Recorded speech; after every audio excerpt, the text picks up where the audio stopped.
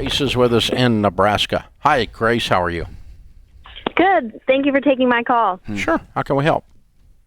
My question is, I'm actually, my husband and I are in baby step 2. We are just chipping away at our 2 car payments, and then we will be debt-free. Good.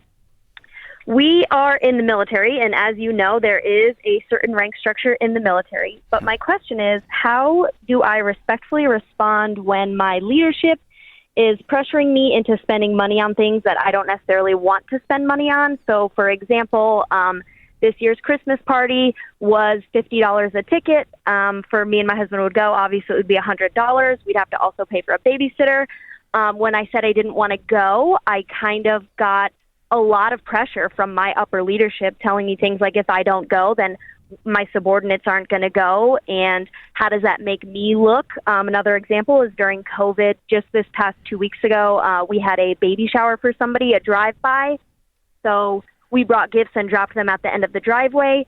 When I said I wasn't going to go, I got a text message from my supervisor saying how disappointed she was that I couldn't even buy balloons or buy diapers, that type of thing. And I have no problem celebrating, a baby or celebrating Christmas, but with the plan that we're on, we're so close to reaching our goal. And my question is, how do I respond to them in a way that's respectful and telling them that I want to decide how I spend my money, that it's not up to them? It sounds like that's the bigger issue. Sounds like it's not about the $15 pack of diapers with a bow on it. It sounds more that you don't like somebody telling you what to do with your money. Is that it? It sounds less of a baby step 2 issue and more of a, I'm in the military. You tell me what to do with every moment of my life, and I don't want you to tell me this moment too. Is that more it? I think that's part of it. But mostly, I just feel like my family is on a plan and we're on track, and I really want to meet that goal. And I don't like that. I don't like that they're kind of telling me, like, no, you will spend money on this, when I could take that $100 that I would have paid for those tickets to the Christmas party and put it towards my car loan. Yeah, I've got an opinion on it. What do you think, Dave? My opinion on it is this. It's just a social norming question. And so if being the contrarian, being someone who is comfortable saying, that's not me and that's not what we're going to do with our money, we don't want to do that, then don't do it. And then it goes back to something I say all the time, which is your boss doesn't get a vote. The other side of it is, which this is the way I've tended to do these kind of things, is I build it into my budget, and it's as a cost of doing business at the place where I work. There's some social norms there that everybody pitches in into a pot for weddings. Everybody pitches into a pot for babies and this and that.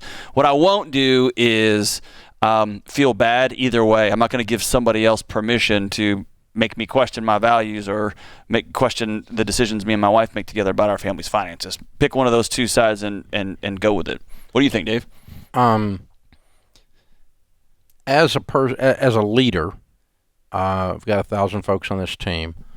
I don't mind ever someone disagreeing with something they're asked to do that's outside of their job.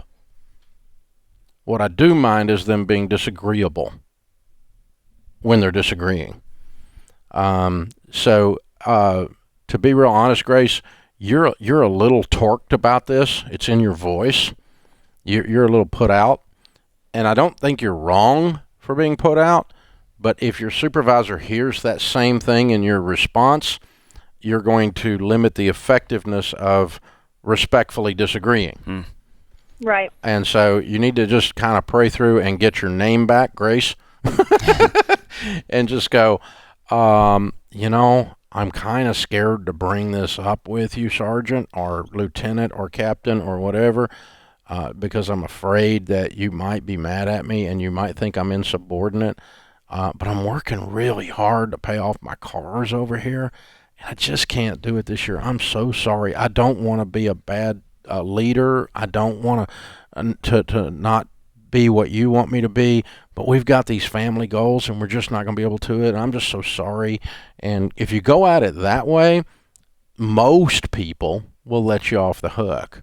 Now, if you're dealing with a turkey butt, they're just going to be a turkey butt. You can't control that. But that, the way you ask or the way you respond, it's not asking, it's just responding. And just say, I'm not doing it. But if you go, I'm not doing it. It's none of your business what I do with my money. Kiss my butt. Yeah. That ain't gonna helpful. work. That's not gonna work. Right. I feel that. I can feel that inside, but I just have to stop and go, okay, I'm dealing with a person in authority. And in the military, virtually absolute authority over you. Right. And you're used to taking direct, orders, commands, and that's how you're trained, and that's how they're trained for you to take them.